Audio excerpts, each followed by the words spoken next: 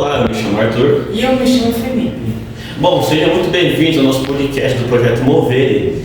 E bom, a gente gostaria de analisar os impactos das práticas e das atividades físicas ao bem-estar físico e mental. A partir disso, a gente busca trazer como isso afeta a qualidade de vida e as consequências do uso da tecnologia ligada ao sedentarismo.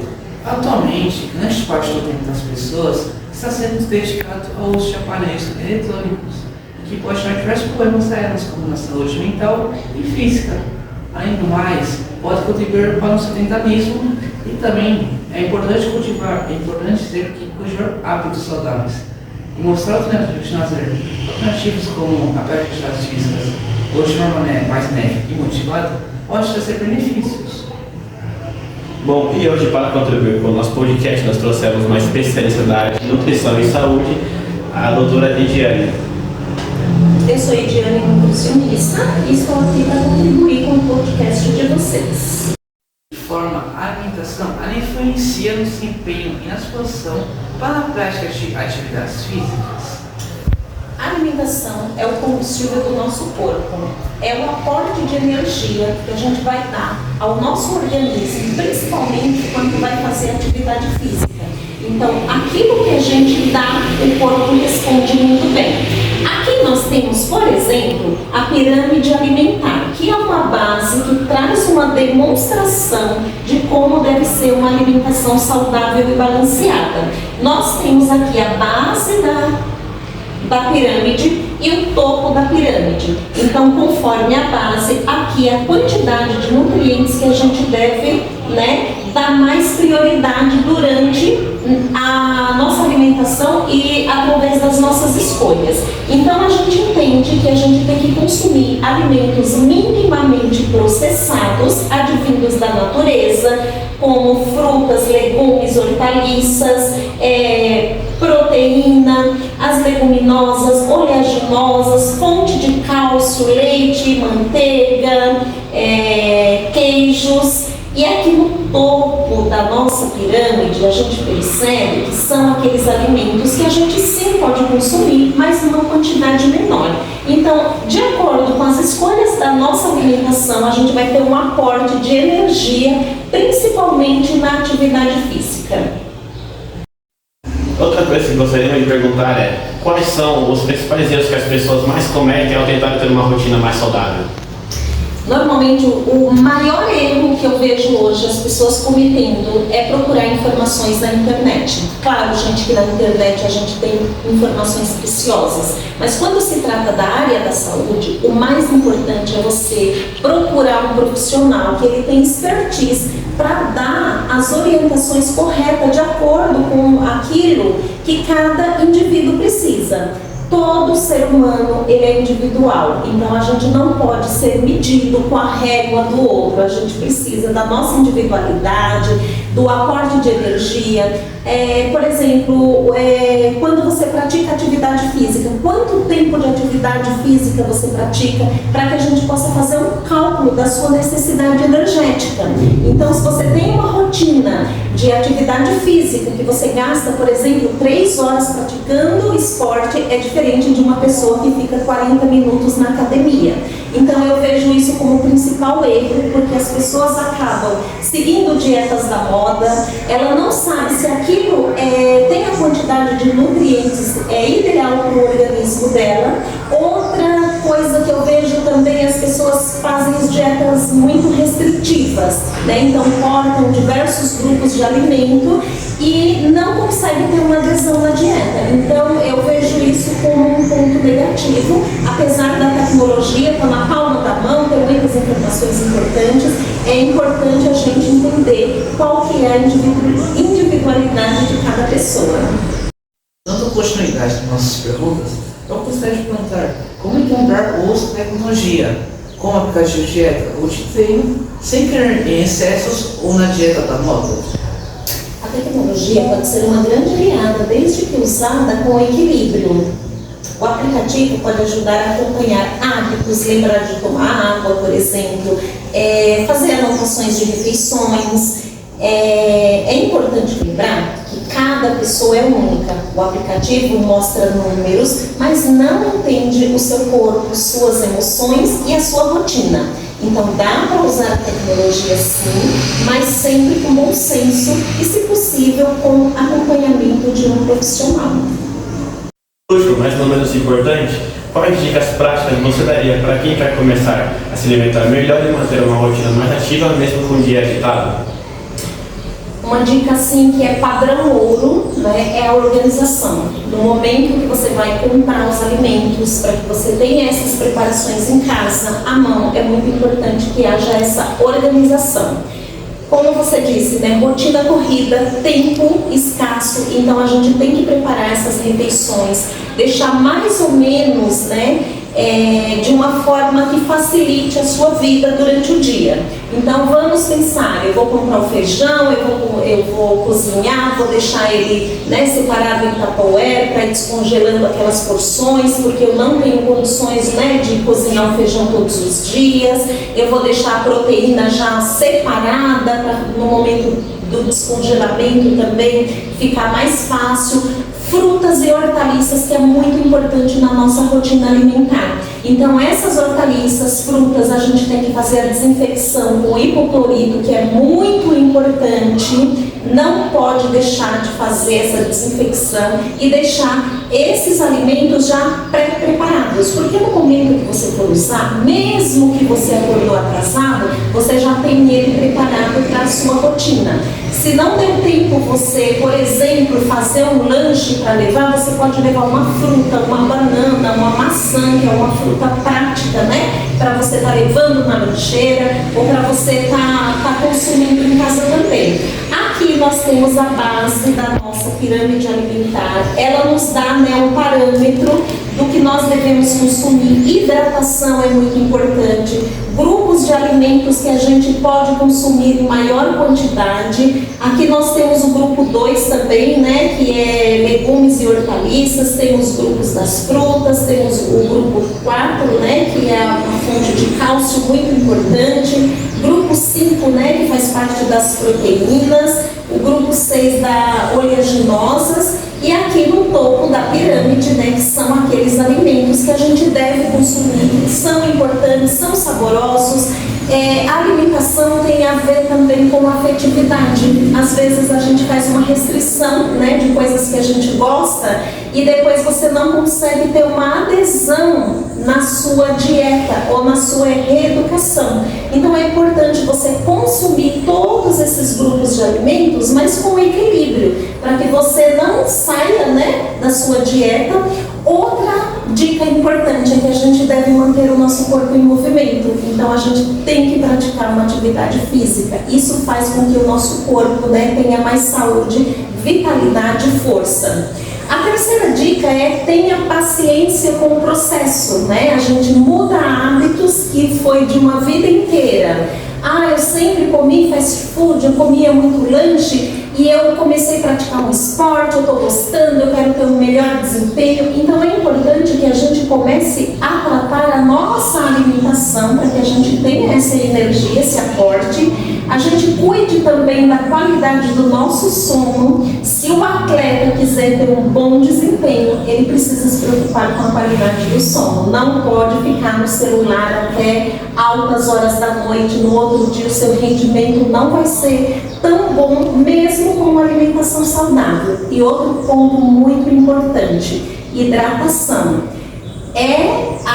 Nós fazemos um cálculo da quantidade de hidratação por cada indivíduo. Isso é individual. Então a gente normalmente calcula 35 ml por quilo de peso. Então se você pesa 60 quilos, eu pego o seu peso, aí eu faço 0,035 e multiplico pelo seu peso, que é a quantidade de água que a gente deve consumir. Então a gente também tem que se preocupar. Nossa, mas agora a minha vida vai ficar muito chata, eu não posso comer mais nada. Sim, você pode comer de tudo com equilíbrio, né? Comece devagar, mas comece.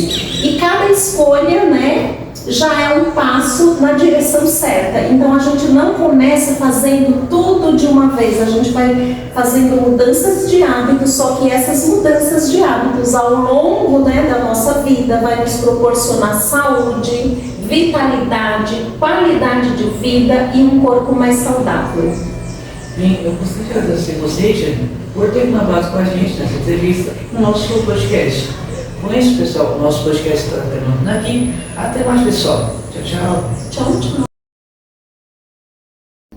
Olá, sejam bem-vindos a mais um do nosso podcast do Mover. Eu me chamo Arthur e, bom, no episódio de hoje é muito importante a gente trazer um convidado para falar um pouco mais sobre os benefícios de uma vida mais saudável e ativa.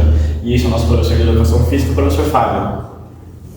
E, bom, a primeira pergunta que a gente gostaria de fazer seria por que a prática regular de exercícios é tão importante para a saúde física?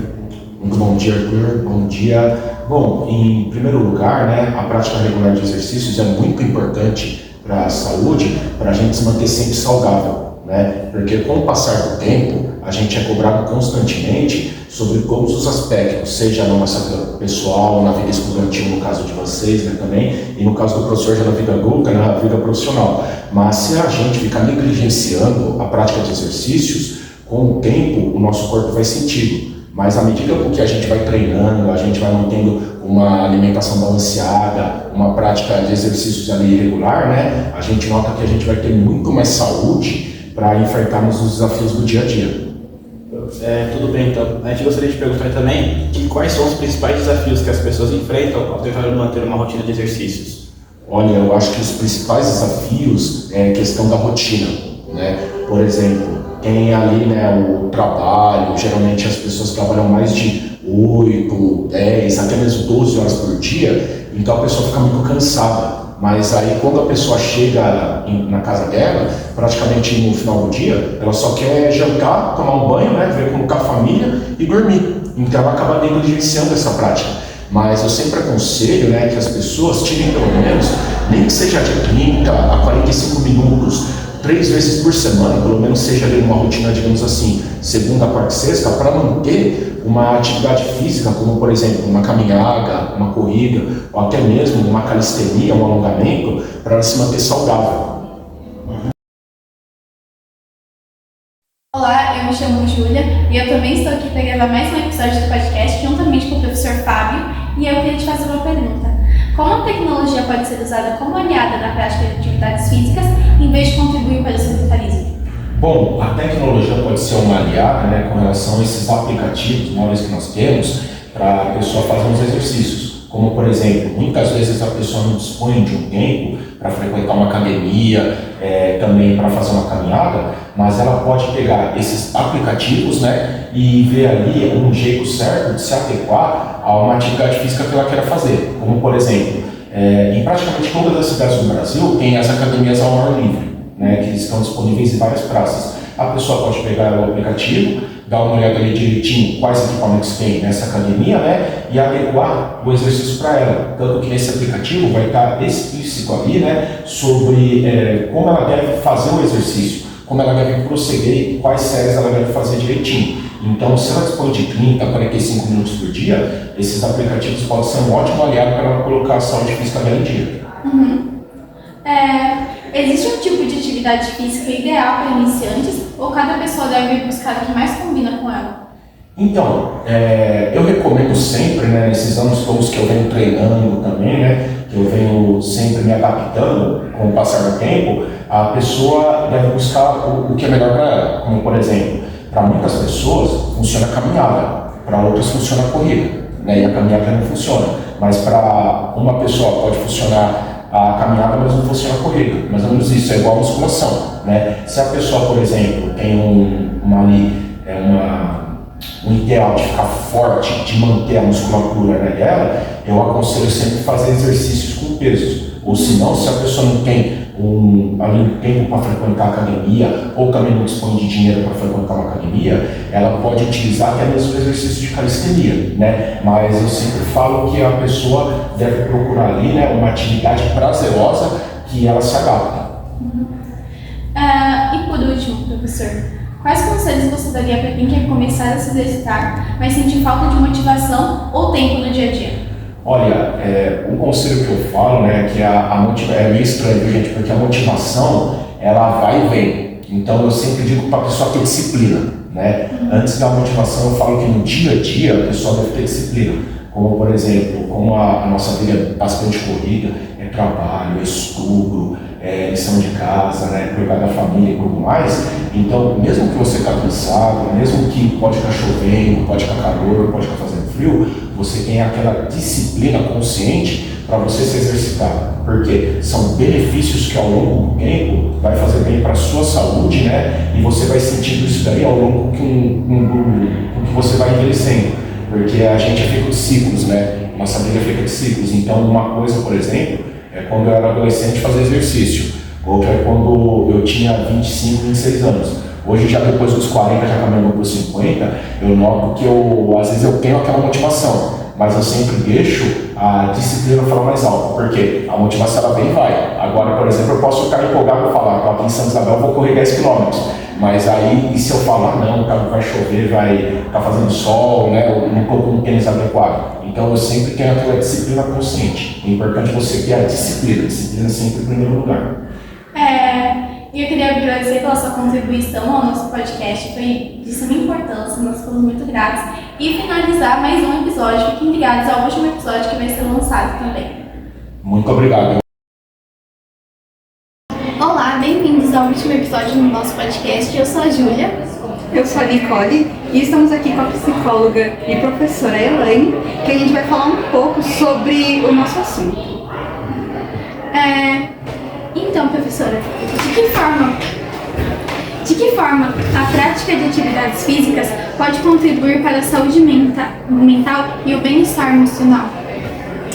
Olha, quando a gente faz atividade física, né, a gente libera hormônios que causam o bem-estar, né, à nossa mente, tá? Então, é necessário a gente desenvolvermos essas atividades físicas para que a gente não caia no sedentarismo. E também para pessoas que têm qualquer outro tipo de doenças emocionais, né, como por exemplo a depressão, né, a ansiedade, a atividade física ele proporciona esse bem-estar, esse equilíbrio emocional. Agora, é claro, tudo feito de acordo, sob medida, né? Então você não pode se dedicar demais à atividade física, porque às vezes tem pessoas que são extremas, né? Não sai da academia, porque daí já vira uma outra situação, vira o efeito rebote que o pessoal fala, né? Então já não faz tanto bem-estar assim. Mas desde que você tenha os seus horários para você poder praticar qualquer exercício físico, qualquer esporte, isso é extremamente saudável, não só para o seu organismo físico, mas também para a sua saúde mental, para poder trazer esse equilíbrio aí corporal. E com isso, o uso excessivo da tecnologia, ele pode afetar nossa mente e as nossas relações? Como isso acontece? Olha, existe hoje um transtorno que várias pessoas elas estão aí buscando ajuda, que é a nomofobia, tá? A nomofobia, o que acontece? É quando você não consegue ficar sem o uso do celular. Então tem pessoas que elas priorizam o celular. O celular, a tecnologia, ela vem para facilitar com certeza as nossas relações, né? Vocês não, mas eu que sou um pouquinho antes de vocês, a gente, na minha época a gente não tinha, o telefone que a gente tinha era esse aqui, ó, telefone fixo, né? Então hoje não, hoje você tem tudo a pronta entrega. Se você quer falar com alguém, a pessoa pode estar onde for. Antigamente a gente se relacionava com cartinhas, né? Eu com as minhas colegas adolescentes, a gente falava com cartinhas agora, e com meus colegas também. Agora não, agora pelo celular a gente consegue ter uma abrangência maior. Porém, é aquilo que eu acabei de falar para vocês em relação ao exercício físico. Tudo aquilo que é demais, isso é nocivo, é prejudicial. Então a nomofobia, ela vem exatamente quando a pessoa ela não consegue ficar 1 minuto sem um aparelho celular, sem a internet, né? E aí isso gera estresse, isso gera ansiedade, é um vício, é uma dependência do aparelho. Nós não podemos estar dependentes da tecnologia, nós temos que usar a tecnologia para nos beneficiar, para nos ajudar, mas não para poder proporcionar uma dependência, tá? E as pessoas que acabam ficando dependentes, é claro que elas se veem prejudicadas nos seus relacionamentos, nos seus desempenhos, tanto no trabalho quanto na escola, porque elas não conseguem ficar sem isso aqui. O tempo todo, ela está com isso aqui na mão. Se ela está almoçando com a família, ela está com o celular. Então, qual é o tempo que ela está tendo para interagir com a família? Nenhum. Se ela está na escola, é chamada a atenção por conta do quê? O tempo todo está ali com o celular. Se ela está no trabalho, ela não consegue focar no trabalho, por quê? Porque o celular chama a atenção. Então, isso daqui veio para nos ajudar, mas nós não podemos ser dependentes disso, tá? Porque senão acaba desenvolvendo um transtorno, né, psicológico chamado nomofobia. E como última pergunta, que estratégia simples você recomenda para quem quer começar a se cuidar melhor da mente e criar uma rotina mais equilibrada? Olha, a questão da rotina é extremamente importante, né? Só que é claro, a gente tem que ter a nossa rotina com hábitos saudáveis, tá? Então assim, se você estudar demais também, e você deixar de praticar exercícios físicos, e você deixar de interagir com seus colegas, isso também é ruim. Então a primeira coisa, quando a gente vai estabelecer uma rotina, a gente precisa ter o equilíbrio. Então nada demais.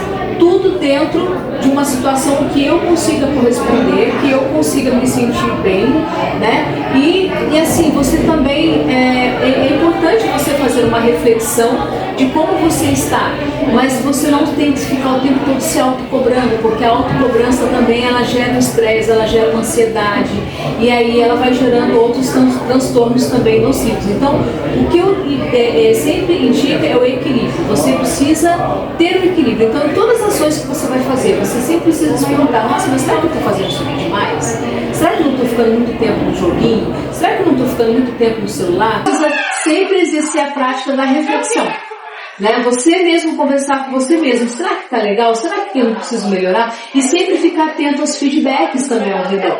Isso é importante. É claro que você precisa passar um filtro, mas é sempre importante estar aberto aos feedbacks, porque mediante os feedbacks, às vezes a mãe fala: nossa, mas você ficou muito tempo na academia, nossa, mas você está muito tempo nesse celular, nossa, mas você está muito tempo. Então assim, a mãe, o pai, os irmãos, né? Sempre alguém vai dar um feedback quando alguma coisa não está legal. Geralmente são pessoas mais próximas. É bom ficar atento, e aí você faz uma reflexão para você atingir o equilíbrio. Tá bom, muito obrigada, Elaine. Gente, espero que a gente tenha conseguido alcançar o nosso público certo, que eles agora tenham uma vida mais saudável e equilibrada.